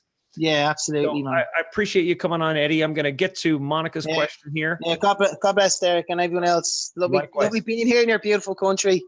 Love you. Glad you're here. Thanks, bro. Bye. Right, Bye. So, Monica, your question: what happens to our other souls if I live for the Father? Does it affect them? Yes. So let's say you're attached to many. You save yourself, you bring them with you. That is something that is articulated through many, many ancient scriptures, including the Sumerian texts, all of Egyptian texts. I believe it to be true based on many of the things that I've studied. My personal belief. Somebody else can have a different opinion. I absolutely believe that you save many, the multitudes. That's what Christ is all about. That's why I believe that Christ was saying that he was saving them, telling you that you could have, but not only that, believing on him, that he was gathering those that could hear, those that have ears to hear, were those that were attached. So that's what I believe. I'll try to get to some other questions here in chat. I didn't want to ignore that. See if I could find some. Am I an Aquarian? Not going to answer where or who I am. Let me see. See if there's any other questions. Ruby D, I truly want nothing from you, but just want to meet you, please. If not, I understand. We possibly will meet someday. When we have some of these events, we'll have gatherings of some folks. We will definitely be able to meet many. I really enjoy spending time. So does Malia, spending time with everybody and sitting down and talking, and we do that extensively. I love campfire gatherings. Absolutely love that. Try to get to some more questions. Has anybody seen the Bible that bleeds oil? Yes, in fact, I have some oil from that Bible. I'm not quite sure. I haven't gone and seen it face to face, so I can't tell you what it is. Things like that usually make me cock my head and wonder. but it wouldn't be surprising. If it was bleeding blood, I would believe it more, considering all of the amount of blood sacrifice within it. Let me see. Jonathan Kleck. Yes, I like Jonathan Kleck. See if I can get to a couple more. I don't see a whole bunch of questions in here. Scrub, upside down smiley face. Okay. Question: is baptism necessary to receive the Holy Spirit? Good question. I'm going to answer this in this way, also explaining. Who reads baptism? One person sees baptism as one where you get into the water and dunk yourself. There are benefits to that. Cleansing, destroying frequencies that are around you for a moment. Does it require that you go into the water and get baptized to receive the Holy Spirit? Absolutely not. Baptism of the Holy Spirit is baptism. Different kind of baptism. Baptism of fire. Christ said you'll be baptized, fire and the Spirit. Water and Spirit. Fire. Baptized by fire. People having difficult lives. Job was baptized by fire. Job found the truth through being destroyed and everything in his life being destroyed. I was baptized by fire. So there's many different types of baptism. There are many different ways to understand and to see the scriptures. Let me go through.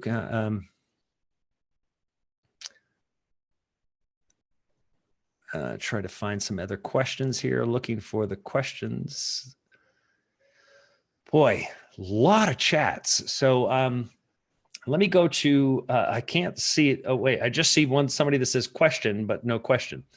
So let me go back here. I'm going to take one more caller and then we'll finish the day. Let me see here.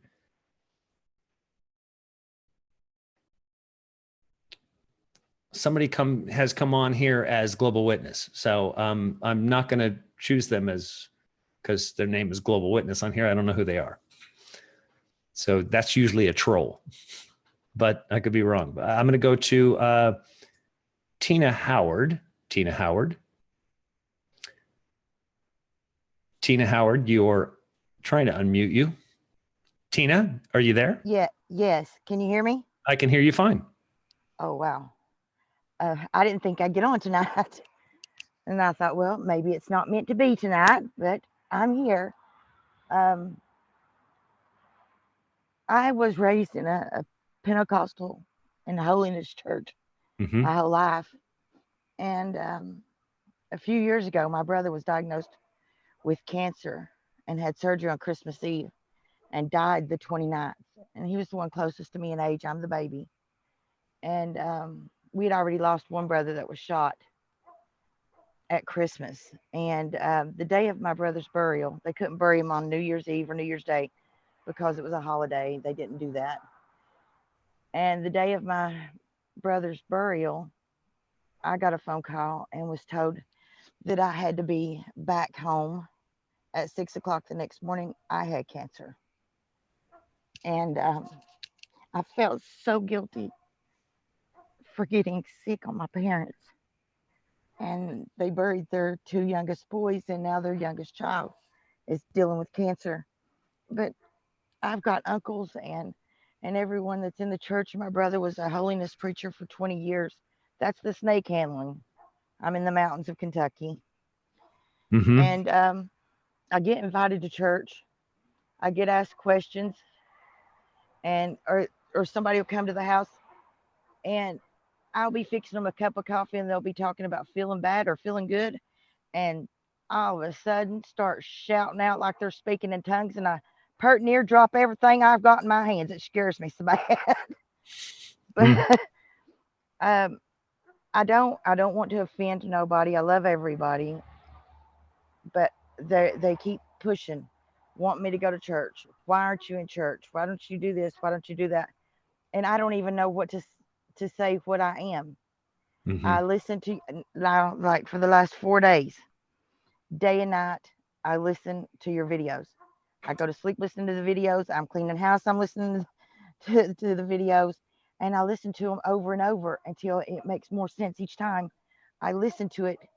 It clicks a little bit better, or I'll go through like 10 videos Mm-hmm. and then I'll go back to one, and then now that one made so much sense then.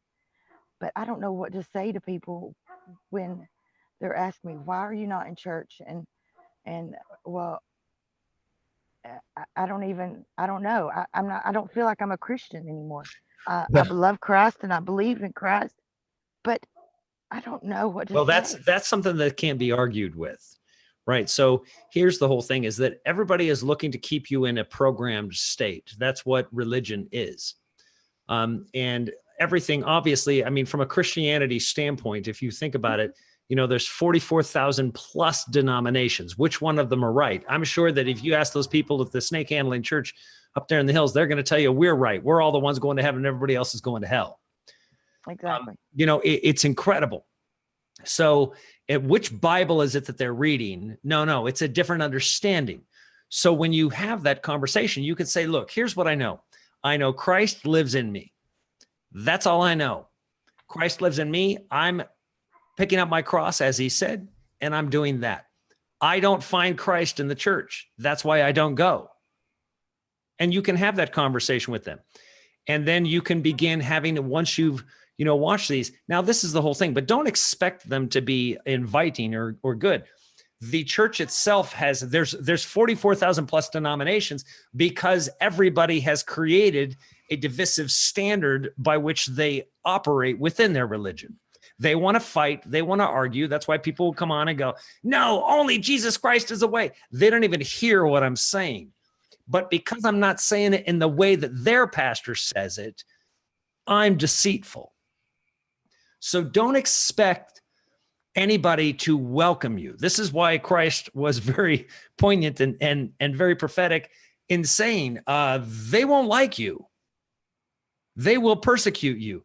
Think about this. He even said that many of them would. Think about this. Christ had 5,000 following him. Then he had 4,000. Then he had just 12. And then when he got to the cross, he only had 4. So don't expect, right? So this is the whole point. All of the people that were following him were the same people that were yelling, crucify him. Because what he was saying was truthful. And the promises that he made were truthful when he said, they will persecute you. They will hate you. They will throw you out of the synagogue. That means the banks, right? So when you begin living the truths that he said, they will hate you. So you can't expect good. Christ promised persecution. Oh, I'm getting it at home. Right. So exactly. So you have to expect it. The difference is you can end it with them and just simply say, why are you so concerned about me? Be concerned about yourself. One more question. I've been with, well, I call him my husband. I've been with him for 7 years, going on 8 years. We've gotten a marriage license twice. Both times I went to turn in the marriage license, the man fell dead on me and had to do CPR, and he ended up on life support, and it would expire. He'd be in ICU. I said, it's not meant for me to get these marriage license turned in. And now he thinks, like if I'm quiet and I'm talking to the Lord and stuff, he says, oh, the Lord's not going to listen to you because you're living in sin. You're living with me. He's not going to listen to you.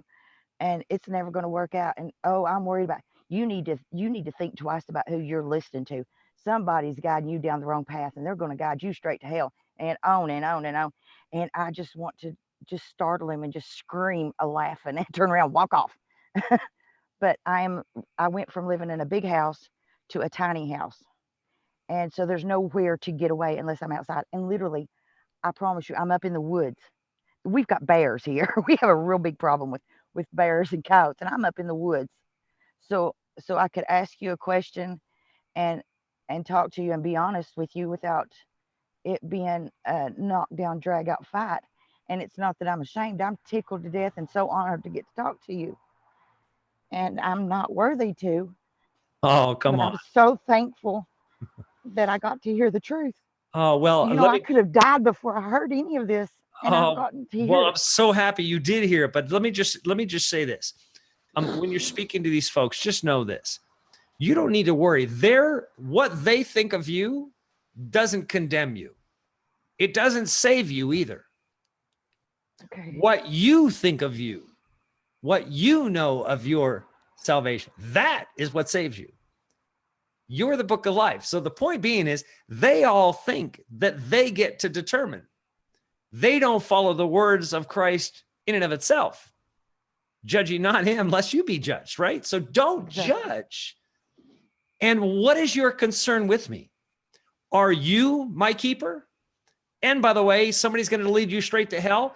Ask them, are you saved? Well, yes, I am, they'll say. Say, are you saved and always saved?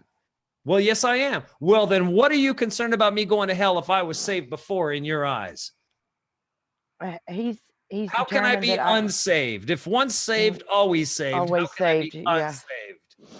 Well, and he's determined that I go in front of a preacher and marry him. I don't. I listen to you and Malia. I don't feel like that is necessary at all. Yeah. You ask and go to, you know what? Say, let's go to the preacher. I want to ask the preacher a question. What authority do you have to marry me? Well, the church grants me the authority. Really? Who granted the authority? Who married Adam and Eve? That's what I said. What is marriage?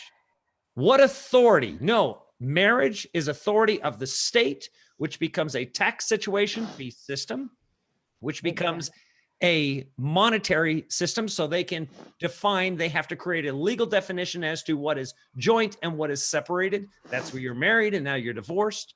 The church wants control over you from a spiritual standpoint, and from a physical standpoint, the government wants control of your financials. Right. They're not concerned. The church is concerned about control, fear and guilt. The state is concerned about control, financing. Where is government's out of luck? Where is the Father in all of this?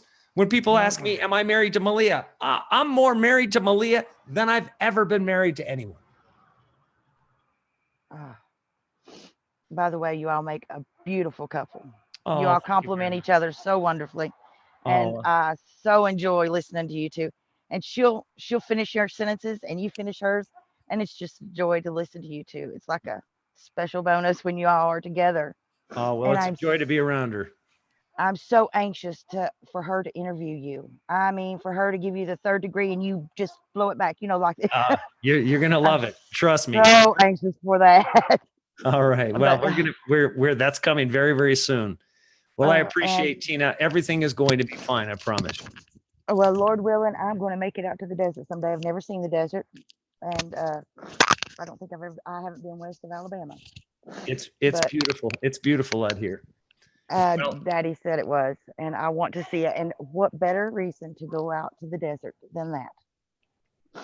Awesome. Big family reunion out in the desert. For sure. Well, I appreciate you calling in, Tina. Thank you so much. We'll talk again. And I love you all. Love you too. Bye-bye. Bye-bye. So before I go, I'm going to answer this last question. Christina Keller says, Derek, why did Jesus say, pick up your cross and follow me before he was even convicted? Interesting. Curiouser. Because the cross has nothing to do with that big wooden thing. The cross is the crossing. The death comes. You are crucified before you rise. You die to yourself, picking up your cross. You're going to suffer the things that we were just hearing from Tina Howard, being persecuted by her family, telling you're going to go straight to hell. All of these things, you're going to give up those things. You're going to go through those tortures. That's your cross. Pick it up and follow me. That's your cross. And the resurrection in you is when Christ inside of you finally can break out of all of that BS and can rise. I love you all very much. Thank you for coming. As I've said, this is entirely supported, and I'm definitely never going to monetize this channel at this stage because they will definitely take it down. If you haven't already subscribed to the backup channel link, please do that, because they could take this channel down based on some of the videos that we already have, particularly when we're talking about 7 Noahide laws and the Jews that say they are Jews but lie. There is so much. I'm trying to get out. We're going to be broadcasting from Florida, providing that we raise enough money to that I can go out there and sustain that, and then I have to be back here. later on this month. So we'll be doing some of our shooting from out there. We're going to meet with Scrub. I'm going to do a live show with Scrub, who you all have seen in chat, who's been an avid viewer of Global Witness for quite some time. I love you all very much, and I hope to be able to do these Q&A sessions once a month, because I think it's important. There are just way too many questions. I mean, there were hundreds of questions there, and obviously here and then in chat, it just goes and goes and goes. And I really do enjoy the questions, and I think that it really helps clarify some things. So I appreciate all of you. I love you very much, and I will see you